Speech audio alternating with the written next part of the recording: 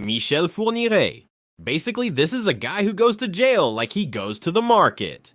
Michel Fourniret first went to prison in 1966 for sexually assaulting a young girl. He got out and went back in again in 1984 for the same crime.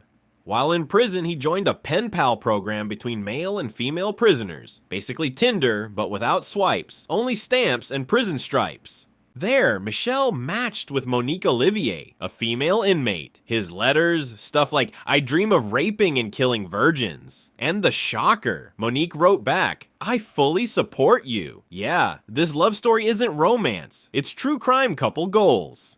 After their release, the two got married and became a crime duo. From 1987 to 2003, they committed at least 11 rapes and murders, with victims aged 12 to 22. The usual setup: Monique would play the friendly older sister who offers help, making the victim feel safe. Then Michel will show up and turn it into hell. Sometimes Monique even quality checked the victims to see if they were still virgins. They committed crimes even while Monique was pregnant or caring for small children. Family values, huh? On June 26, 2003, it all fell apart. A 13-year-old girl escapes, and cracks begin to show in their relationship. Monique used the strike-first strategy, but instead of attacking her husband, she ran straight to the police and turned him in. After investigation, Michel got life in prison with no parole, and Monique was sentenced to 28 years. The Monster of Andes. This cross-border killer, whose real name was Pedro López, operated in Colombia, Peru, and Ecuador during the 1970s and 1980s. Pedro López hunted around 160 victims, mostly women and children, some as young as 8 years old. Born in 1948 in Colombia, Pedro grew up with 7 sisters. His father was killed early on, and his mother worked as a laundress. Sounds like a tough childhood but rose above it story, right? Nope. This guy took the tough part and then crushed other people's lives on top of it. From a young age, he showed clear signs of a twisted mind, constantly accusing his mother of being a prostitute and abusive. The breaking point came at age 8. He tried to assault his own sister, got caught by his mother, and was kicked out of the house. After that, Pedro joined a gang of street kids. In 1969, he was arrested for stealing cars. Once released, he began traveling. No return ticket, just drifting and committing crimes along the way. His advantage? He looked like an old school movie heartthrob, so his method was often charm first, attack later. Like many serial killers, before getting caught, he grew bolder and more reckless, even returning to his own crime scenes. He started bragging to anyone who would listen, wearing his murders like a badge of honor. Meanwhile, police were clueless, wondering, why are so many people disappearing? Then, one day, a flash flood in Amato, Ecuador washed away the secret, revealing the body of a missing girl. Pedro was caught, and thanks to some miracle of the justice system, he got just 16 years in prison. Yep, 16 years for an entire cross-country killing spree. Ronald Post. If there were an award for dumbest reason to appeal a death sentence, Ronald Post would be taking home the gold trophy. Born in 1933 in Ohio, Ronald grew up in a neighborhood full of crime drama. From a young age, he showed a talent for violence and dropped out of school early. In 1960, he married Peggy Smith, had a child, and started off with what seemed like a peaceful marriage, until Ronald switched to final boss of domestic abuse mode, constantly losing jobs, drinking like water, and beating his wife on the regular. More than once, he even pulled a gun on her, forcing Peggy to grab their child and run for safety. After the divorce, Ronald got kicked out of his home and started living broke Airbnb style, renting motels for a while and skipping out when the money ran out. While staying at a motel owned by Helen, who also ran a bar, Ronald noticed she often carried a big wad of cash after closing, so he flipped to hungry means robbing mode, broke into the bar, shot Helen twice, and took $1,500. The problem? He left behind plenty of evidence, almost like he wanted to autograph the crime scene. Plus, witnesses saw him fleeing. In court, his ex-wife sweetened the deal for prosecutors by listing all his bad points and confirming he owned a gun identical to the murder weapon. Result, death sentence. But Ronald didn't give up. His appeal argument? I'm too fat to have run from the scene. If the legal system worked like that, half the country would cancel their gym memberships.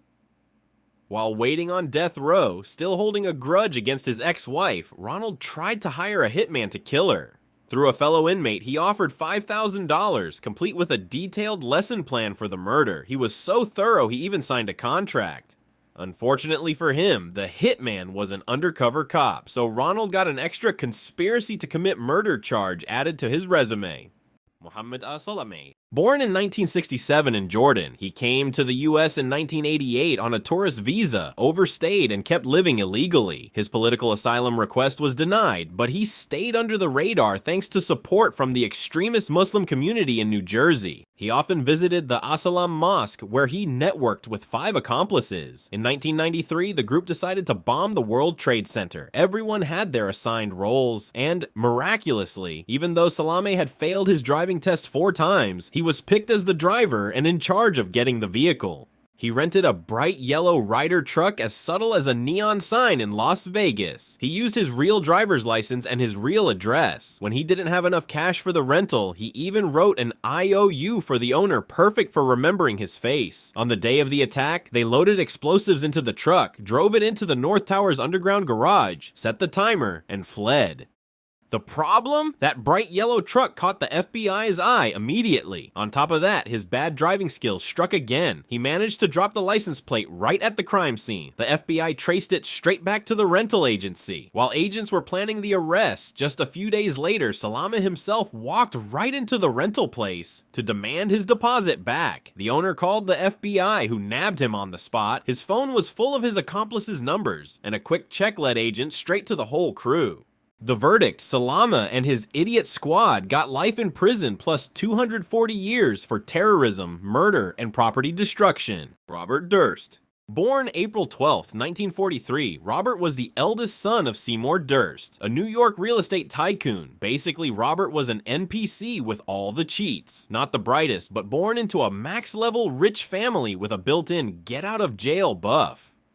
In 1973, Robert married Kathleen McCormack, a beautiful medical student. At first, things were sweet, then he switched to husband from hell mode, regular beatings. By 1982, Kathleen suddenly went missing after the two went to their lake house. Robert claimed he bought her a train ticket home, about as convincing as a third grader's excuse for missing homework. Kathleen's family accused Robert of killing her, but police were stuck. No body, no witnesses. Everyone knew Robert had connections from politicians to the mafia, plus a fake alibi arranged by his best friend Susan Berman. Susan, the daughter of a mafia boss, was the one who saved Robert from his first murder charge. But in 2000, when police planned to reopen Kathleen's case, Susan hinted she might cooperate. Robert's response was, cut ties permanently. A few days later, police received an anonymous letter about a dead body. They found Susan shot in her home. The bullet wound and handwriting were pure Durst signature, but nothing stuck in court. Then the game changed. Susan's mafia family basically revoked Robert's protection. His own brother hired a PI to track him. Already paranoid and now abandoned by his family, Robert fled to Texas and disguised himself as a mute woman renting a small apartment. Failed cosplay at its finest. The cherry on top, he paid rent with his own credit card. Neighbor Morris Black saw the new lady and thought, what the hell? I've lived over 70 years and never seen a woman this ugly. He decided to snoop, broke into Robert's place, and after discovering his real identity, even stuck around to confront him. That earned him a bullet to the head.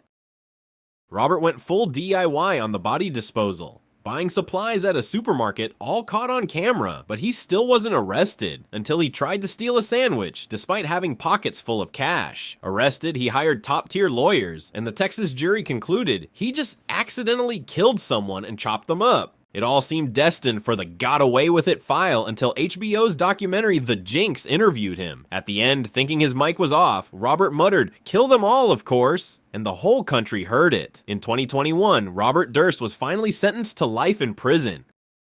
Leonard Lake Charles Ng. Leonard Lake, born 1945, ex-Marine, discharged for petty theft. His hobbies: genocide fantasies and writing novels about enslaving women. Throw in some doomsday prepping, and his property was basically an army surplus bunker, full of guns, rations, and end-of-the-world vibes. Charles Ng, born 1960 in Hong Kong, also a Marine dropout, except his theft specialty was stealing weapons. In 1980, fate introduced these two dishonorably discharged men, and they became the Nightmare Duo. From 1983 to 1985, their victims were usually couples. Men were tortured and killed. Women were kept as sex slaves. Afterwards, they'd use the victims' credit cards, keep clothes and IDs as trophies, and meticulously document everything in journals and on videotape, like some sick how to kidnap and ruin lives vlog. Their bait was often selling cheap goods, luring victims to pick them up and then kidnapping them to Lake's ranch. Weapons, guns, knives, stun guns, the full combo. They'd extract personal info before finishing the job. With military skills, they hid evidence well enough to dodge police for years.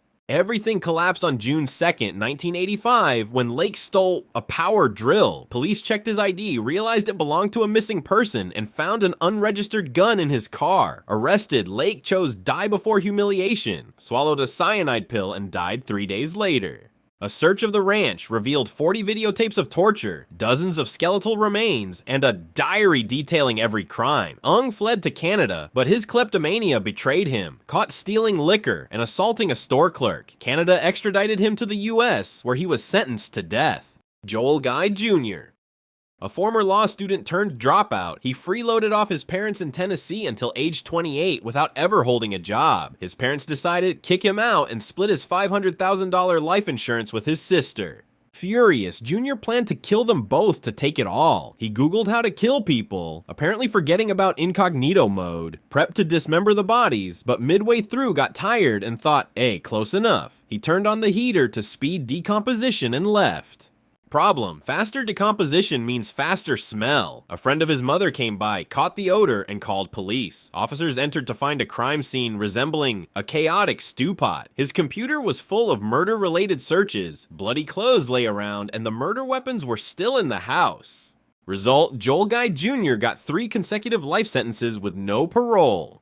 And that's the lineup of dangerously stupid yet lethal criminals I've dug up. Funny to hear, maybe.